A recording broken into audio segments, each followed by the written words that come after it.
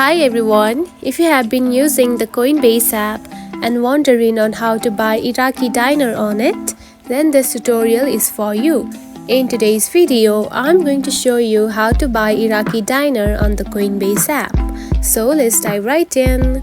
First of all, find the Coinbase app on your home screen. Now open it.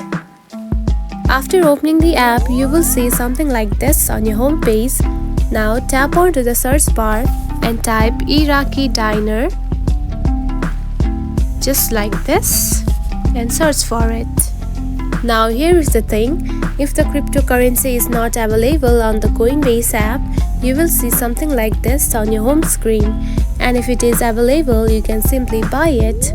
Unfortunately, there are some cryptocurrencies that are not directly available on the Coinbase app to buy. And if it is available, you can simply tap onto the buy button as a payment method and buy it. And that's it.